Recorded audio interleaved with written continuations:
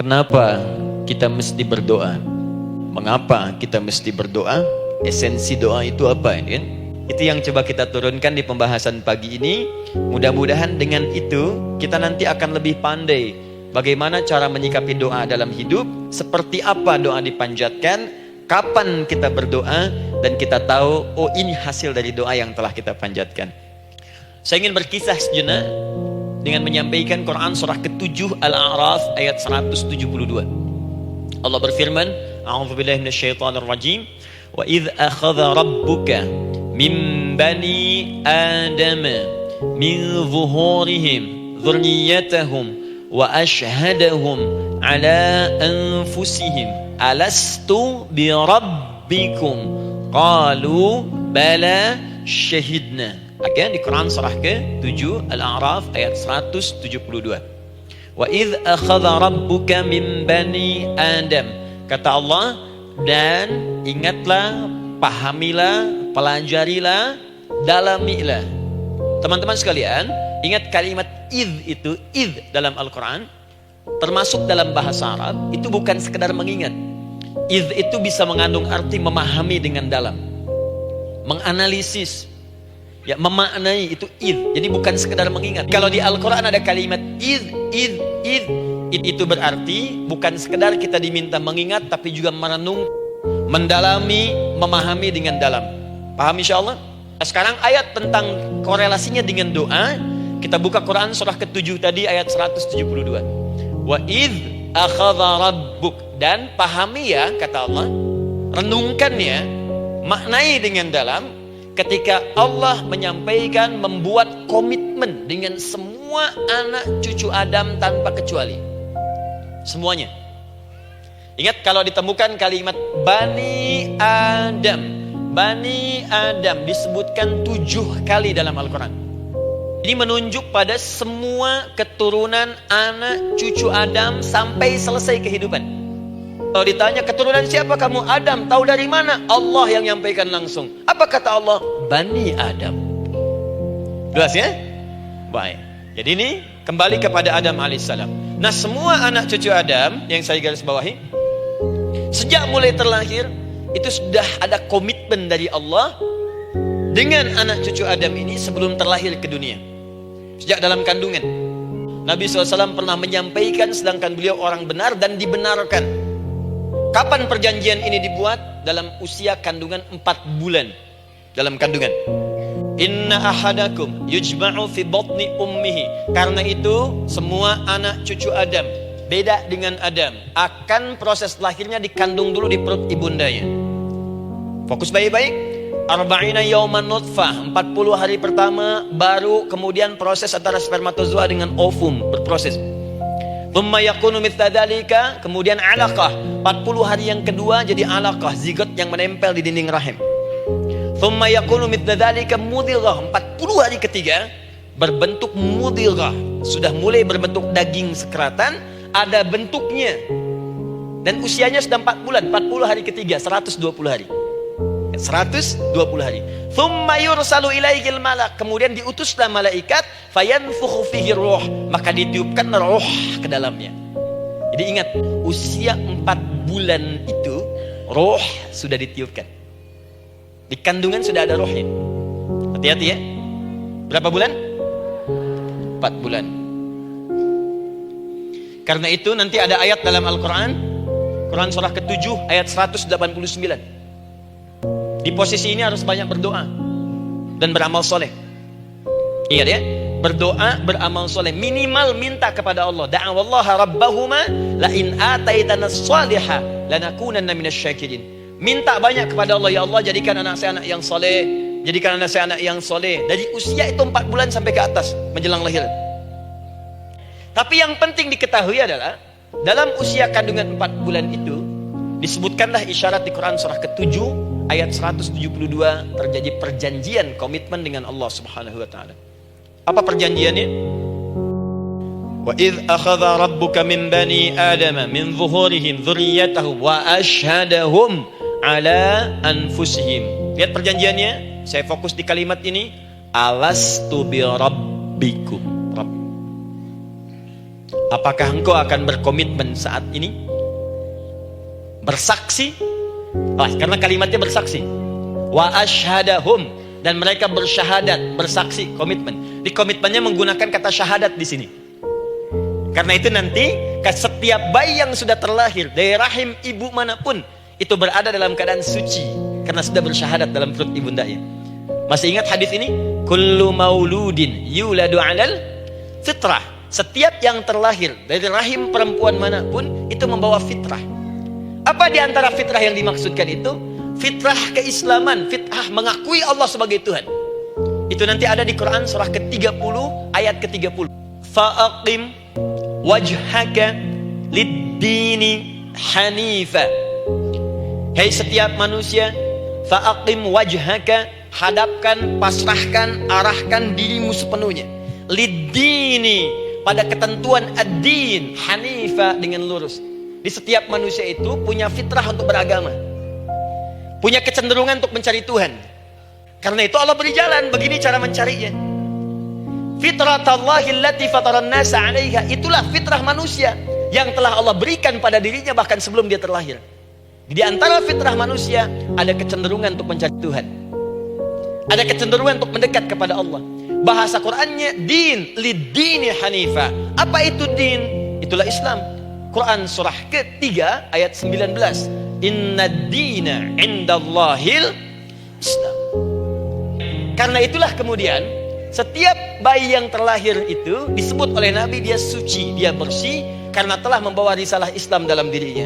Hanya sayang nanti fa'abawahu yuhawidanihi au yunassaranihi au yumajjisanihi. Lingkungan nanti akan merubah dia keluar dari fitrahnya. Bisa dipengaruhi, tiba-tiba berubah misalnya keyakinan. Bisa karena kejadian tertentu dia jauh dari Allah Subhanahu wa taala. Jadi yang pertama, dalam perjanjian 4 bulan ini, pertama ada komitmen bersyahadat menuhankan Allah. Tapi yang kedua, ini yang dahsyat. Perhatikan kalimatnya, fokus.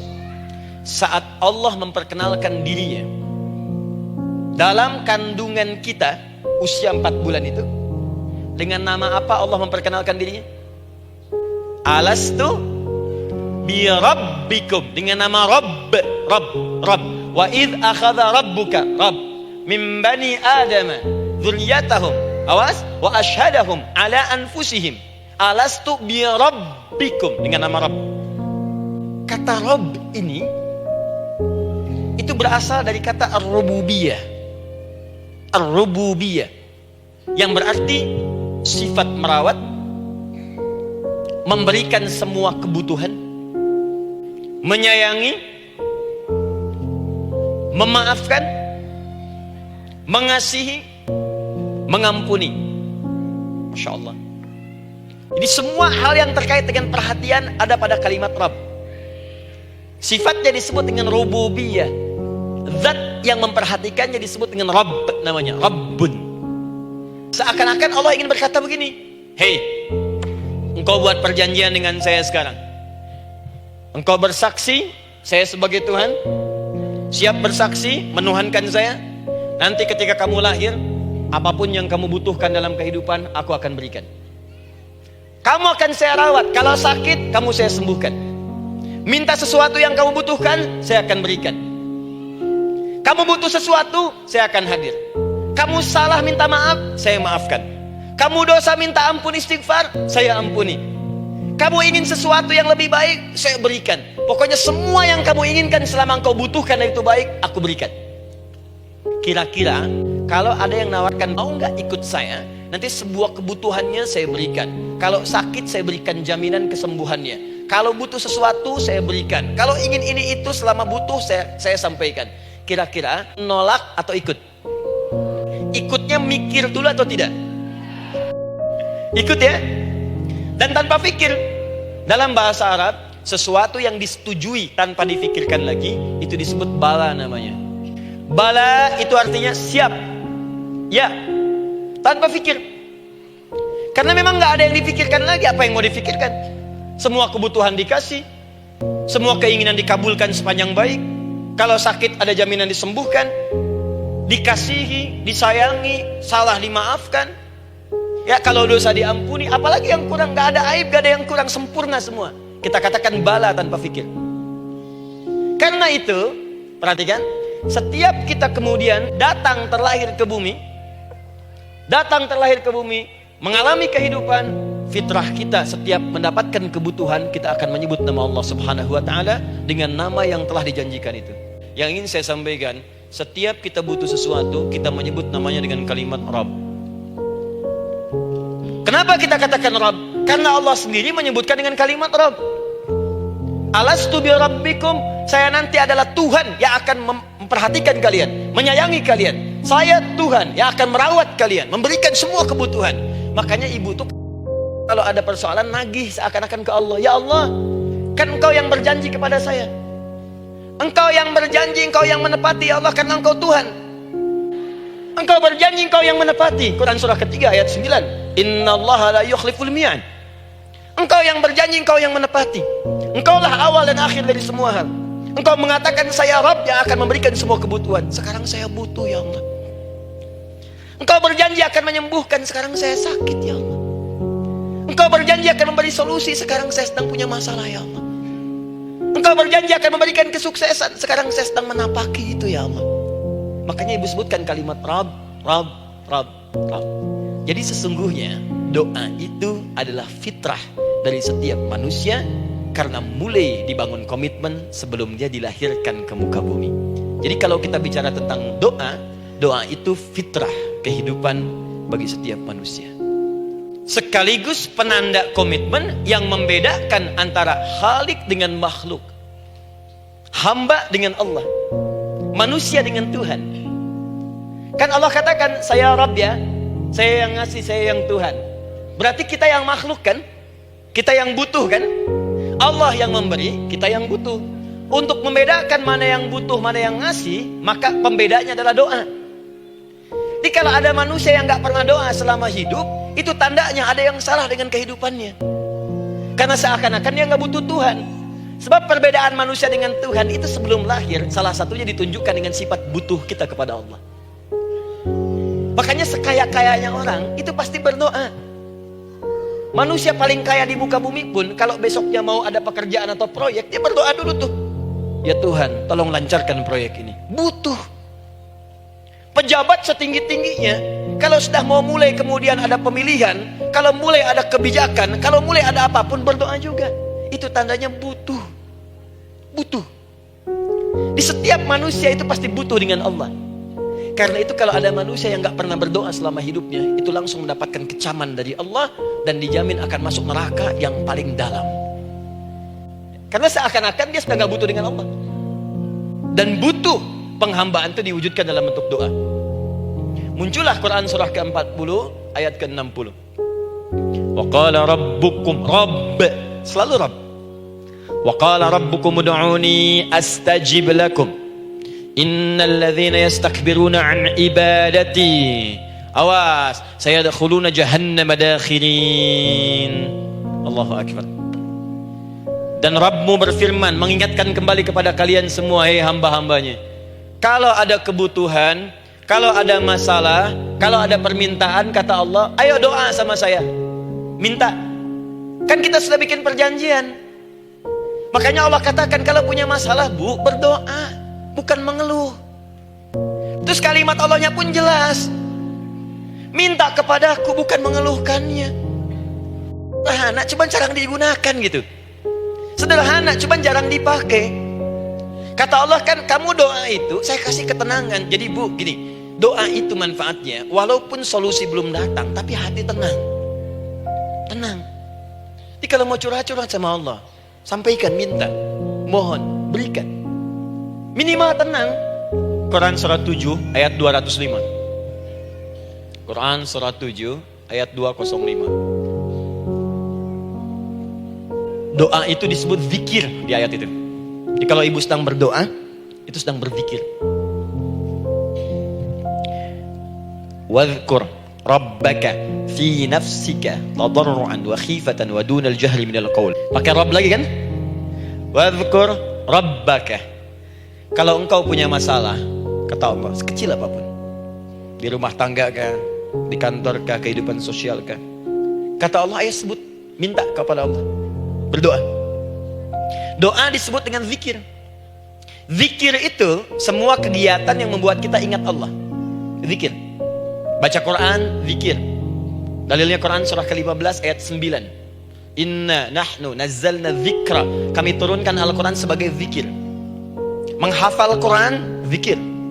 Quran surah 54 ayat 17, ayat 22, ayat 32, ayat 40. Walaqad yassarnal Qur'ana lidzikri. Kami akan mudahkan Al-Quran untuk diingat, dihafalkan. Zikir, sebagai zikir kepada Allah. Ibu selepas sholat baca subhanallah, alhamdulillah, Allahu akbar, zikir. Quran surah keempat ayat 103. Fa'idha qadaitumus salata fadhkurullah. Maka jika anda telah tuntas mengerjakan sholat, segera berzikir kepada Allah. Sholat sendiri zikir. Quran surah ke-20 ayat ke-14. Innani anallahu la ilaha illa ana fa'budni wa aqimis salata lidzikri. Saya Allah, kata Allah. Tidak ada Tuhan selain saya. Sembah saya. Bagaimana menyembah Allah? Tunaikan salat sebagai zikir kepada Allah. Zikir. Di zikir semua amalan yang mendekatkan kita dengan Allah. Doa itu satu dari bagian zikir.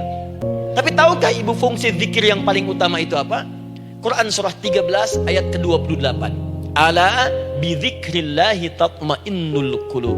Yakinkan pada dirimu, kalau zikirmu benar kepada Allah, maka dia akan berdampak kepada hati menjadi lebih tenang. Zikir itu manfaat pertamanya membuat hati tenang, Bu. Kaitan dengan bahasan kita, doa, minta. Doa. Jadi kalau orang punya masalah itu, kalau berdoa, walaupun solusinya belum datang, walaupun kemudian jawabannya belum tiba, minimal hati ibu itu tenang. Kan surah 13 ayat 28. Rumus ini pakai, gunakan dalam hidup. Karena yang tahu kehidupan kita itu Allah yang menciptakan kita. Ikutilah petunjuk Allah yang menciptakan kita, maka akan langsung terasa manfaatnya. Tapi ingat, yang paling penting kata Allah, doa itu bukan sekedar penting permohonannya, tapi menunjukkan status kita sebagai hamba di hadapan Allah Subhanahu wa taala. Jadi kalau ada orang selama hidup tidak pernah berdoa, artinya dia mengingkari statusnya sebagai hamba di hadapan Allah Subhanahu wa taala. Mau menyejajarkan diri dengan Tuhan. Kan yang tidak pernah meminta itu Tuhan. Allah yang memberikan. Kalau manusia beda, pasti minta. Artinya kalau ada manusia nggak pernah minta, seakan-akan bahasa halusnya, kamu ini ngaku jadi Tuhan. Saya tempatkan kau di neraka jahanam yang paling bawah. Jadi ini bagian pertama. Jadi kita katakan kenapa manusia mesti berdoa. Jawabannya karena manusia itu hamba. Dan doa itu adalah fitrah, bagian dari kehidupan. Kenapa manusia mesti berdoa? Karena ada komitmen dari Allah. Setiap dia mendapatkan sebuah persoalan, maka Allah akan jawab dan berikan jawaban dari semua persoalannya. Jalan mendapatkan jawaban itu adalah doa. Kenapa manusia mesti berdoa? Karena dia butuh dengan Allah. Dan puncaknya, kenapa dia mesti berdoa? Karena Allah ingin membahagiakan kehidupan dunianya sebelum sampai keabadiannya di akhirat. Jadi ketika kita berdoa, sebetulnya kebaikan untuk kita, karena Allah ingin kita bahagia, ingin mudah hidupnya. Jadi kalau ada orang gak berdoa, sesungguhnya dia sedang menyulitkan diri sendiri dalam kehidupan dunianya sampai ke akhiratnya. Jelas sampai di sini? Masya Allah, alhamdulillah.